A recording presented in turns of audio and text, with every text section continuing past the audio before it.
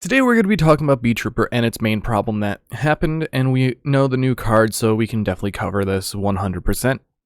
So, Bee Trooper as a whole had a very great first wave, and people were excited and hyped for the second wave, but then, once it came out, it fell super flat. On top of that, we also have cards that really don't fit the theme of the deck, because it started off as a Link deck. Now it's more towards what is it?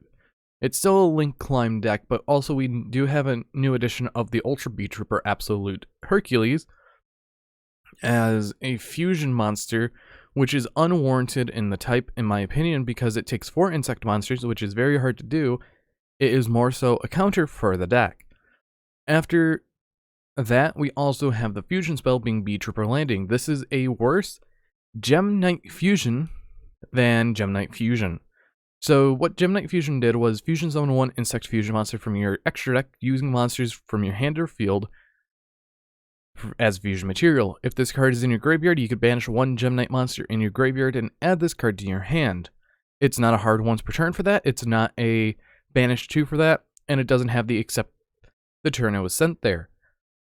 Now for this one, it's more so fusion summon 1 insect fusion monster. And there's only 2 insect fusion monsters as of recording, being Ultra Bee Trooper Hercules and our little friend here of Quaggar Hercules. These are the only 2 fusion monsters. And it's been almost 20 years since we've gotten a new insect fusion monster, and that's how you can tell insect is undervalued and underrepresented, and Konami does this to screw with their players a little. Now, after that, let's talk about one of the other issue cards in this. We have Light Flapper. If you normal summon this card, or special it, you add 2 Bee Trooper monsters with different names that are banished or in your graveyard, add them to your hand, but it Isolde locks you out of that card. Only cards you could really get back that you want to get back are things like Sting Lancer and Scale Bomber, because those are the only 2 that you really want in your hand. Now, overall, for these 3 cards, they're not really good. They could have been way better. This could have been a better card. This should have been a Link 3, and this could have been a Rota for the deck. Even though we do technically have a Rota for the deck, a card that searches monsters, that searches Bee Troopers, but this is an Aztekipede with just a Rota effect when it's destroyed by battle. That's some of the key points that I'm just bringing up are key phrases that Konami loves to use to mess with cards and make them bad. Some of them are when this card is destroyed by battle. If except the turn it was sent there. Or one of my all-time favorites, which was one that I brought up last night, was, oh, you can only use 1 effect per turn. That one gets me quite a bit. But overall, for the new Bee Trooper support, you have 3 of 7 that are good. Well, quote-unquote good. 2 of them are pretty good, while 1 of them is mediocre, where you can just run something else that does its job.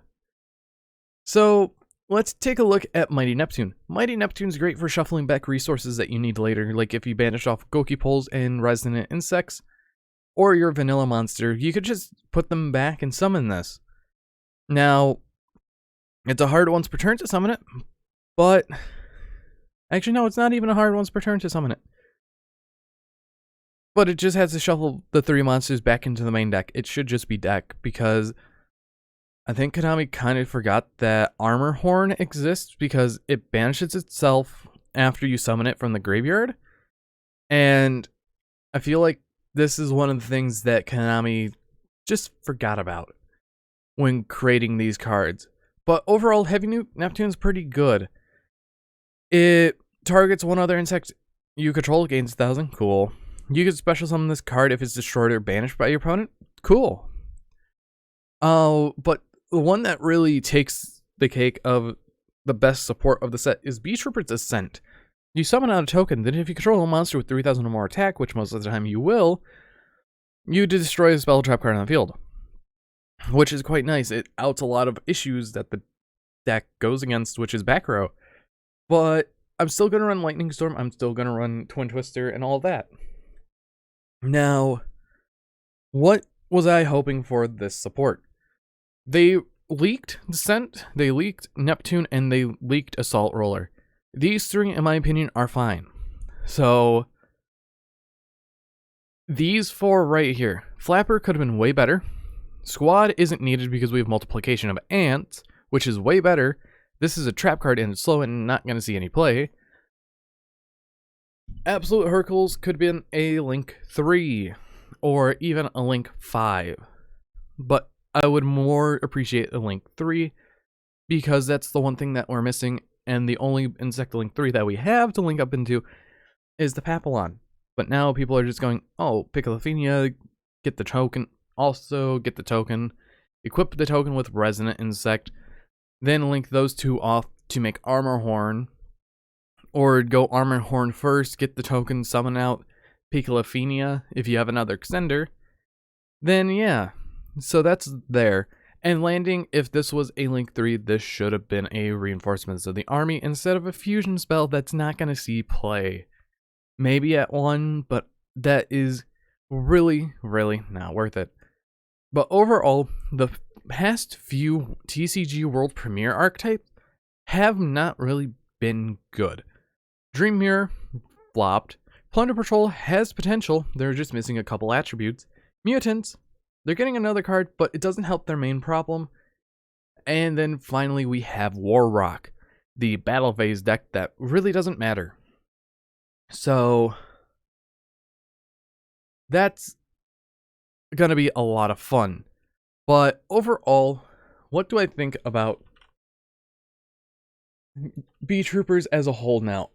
I really don't think that they're gonna be meta because of this. Konami they overbalanced the set of the cards and made it not really good.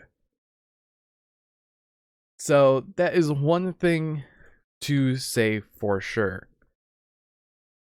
Oh, I want to hear your guys' thoughts down in the description below, but this deck went from amazing support to what is this?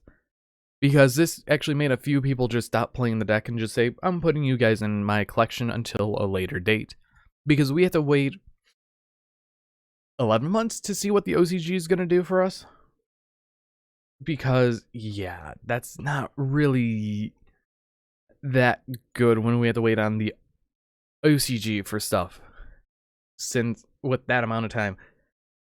On top of many other things, because they've been giving support to all these decks that we should have had the support for when they were being released.